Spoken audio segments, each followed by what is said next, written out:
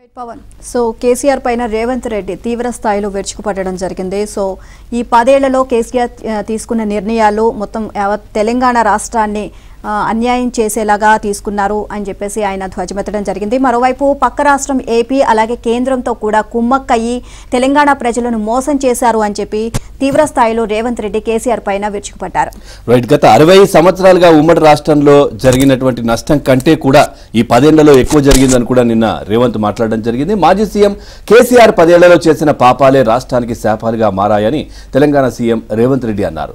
ప్రాజెక్టులు జలాల కేటాయింపులో రాష్ట్ర ప్రయోజనాలను దెబ్బతీసే విధంగా కేసీఆర్ నిర్ణయాలు తీసుకున్నారని, తద్వారా తెలంగాణ ప్రాంతం తీవ్రంగా నష్టపోయే ప్రమాదం ఏర్పడిందని పేర్కొన్నారు.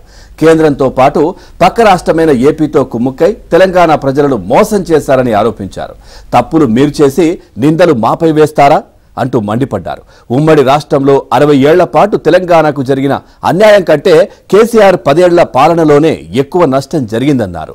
పాపాలు చేసి ప్రజా ఉద్యమాలంటే ప్రజలు చెప్పుతో కొడతారని వ్యాఖ్యానించారు.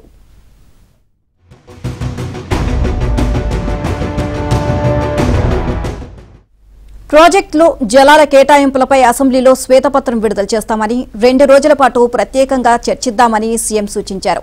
ఆ 2 రోజుల పాటు అసెంబ్లీకి వచ్చి చర్చలో పాల్గొనాలి అని, ఎవరు ద్రోహియో తేలిపోతుంది అని సవాల్ విసిరారు. కృష్ణా నీటి పంపిణీపై మంత్రులు ఉత్తమ్ కుమార్ రెడ్డి, కొండా సురేఖతో కలిసి ఆదివారం సచివాలయంలో సీఎం రేవంత్ రెడ్డి విలేకరులతో మాట్లాడారు.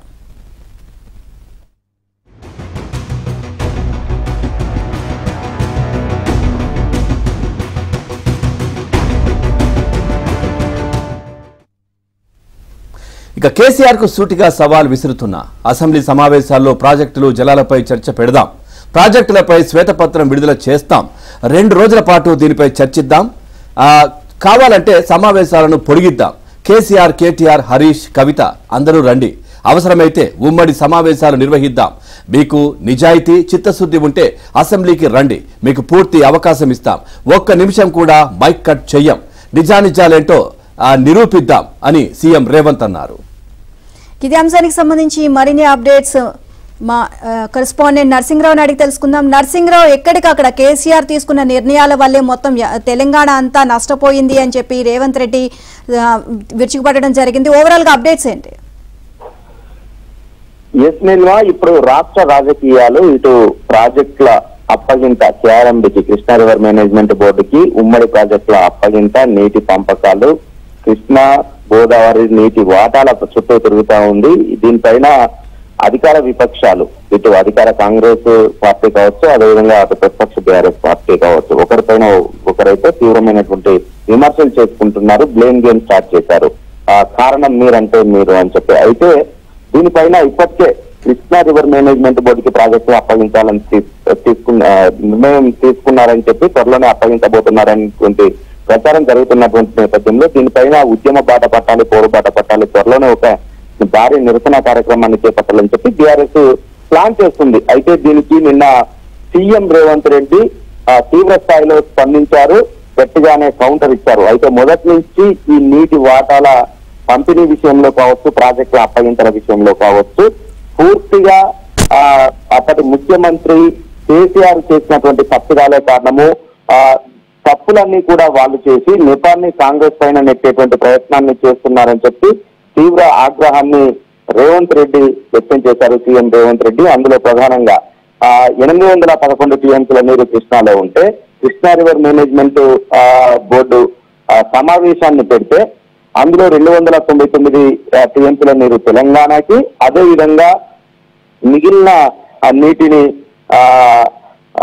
ఏపీకి కేటాయిస్తే దానికి కేసీఆర్, ఆనాడు ముఖ్యమంత్రిగా ఉన్నటువంటి కేసీఆర్ అంగీకరించి సంతకం పెట్టారు. కానీ ఆ రోజే 50% వాటా నీరు తెలంగాణకి రావాల్సిందిగా ఎందుకు పట్టుబట్టలేదు? దీనివల్ల తీవ్రమైనటువంటి నష్టం జరిగింది అనేటువంటిది రేవంత్ రెడ్డి చేస్తున్నటువంటి వాదన. అంతేకాకుండా తెలంగాణలో ప్రధానంగా కృష్ణా 68% ప్రవహిస్తే ఏపీలో కేవలం 32% మాత్రమే ప్రవహిస్తుంటుంది. ఈ లెక్కన తెలంగాణకే 500 టీఎంసీల పైచిలకు వాటా రావాల్సి ఉంటుంది. కానీ 299 టీఎంసీల నీరును తీసుకునేందుకు అంగీకరించి తీవ్రమైనటువంటి అన్యాయాన్ని చేసి ఈ రోజు ఆ నెపాన్ని మళ్ళీ తిరిగి కాంగ్రెస్ పార్టీ, కాంగ్రెస్ ప్రభుత్వం పైన నెట్టేటువంటి ప్రయత్నాన్ని చేస్తున్నారని చెప్పి అభ్యంతరాన్ని ఆగ్రహాన్ని వ్యక్తం చేశారు. ఇక అంతేకాకుండా ఈ ప్రాజెక్టుల అప్పగింత అనేటువంటిది కూడా 2023 మేలో జరిగినటువంటి కేఆర్ఎంపీ సమావేశంలో ప్రాజెక్టుల అప్పగింతకి ఆనాడు ముఖ్యమంత్రిగా ఉన్నటువంటి కేసీఆర్ అంగీకరించారు. ఆనాడు అంగీకరించి ప్రాజెక్టులను అప్పగించేందుకు సంతకాలు పెట్టించి ఆమోదం తెలిపి వచ్చి ఈ రోజు ప్రాజెక్టులని కొత్తగా వచ్చినటువంటి కాంగ్రెస్ ప్రభుత్వం అప్పగిస్తుందంటూ నెపాన్ని కాంగ్రెస్ పైన ఇచ్చేటువంటి ప్రయత్నాన్ని చేస్తా ఉన్నారు. సో ఈ పాపాలన్నింటికీ ఈ తెలంగాణకు జరిగినటువంటి నష్టాలన్నింటికీ నీటి వాటా విషయంలో కావచ్చు, ప్రాజెక్టుల విషయంలో కావచ్చు, కేసీఆర్ తీసుకున్నటువంటి నిర్ణయాలు, కేసీఆర్ తెలిపినటువంటి ఆమోదం వల్లనే జరిగాయి. దీనికి అన్నిటికీ కేసీఆర్ కారణమని చెప్పి తీవ్ర ఆగ్రహాన్ని వ్యక్తం చేశారు. ఈ నేపథ్యంలో సవాల్ని కూడా విసిరారు సీఎం రేవంత్ రెడ్డి. దీనిపైన అసెంబ్లీలో చర్చ పెట్టేందుకు సిద్ధం కాము.